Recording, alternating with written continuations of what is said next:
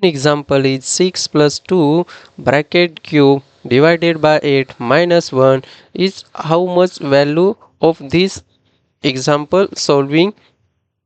So this example solved to the BODMAS rule,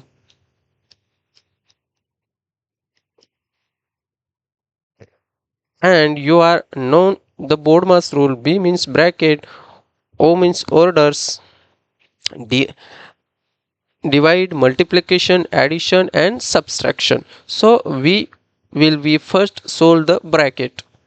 So first we will be solve 8 plus 2 is equal to 8 and bracket cube divided by 8 minus 1. So first will be bracket orders means handle power roots and indices and exponents. So 8 power by 3 is equal to, and this expression will be write as 8 into 8 into 8 and divided by, so no, we will be write 8 bracket cube divided by 8 and minus 1.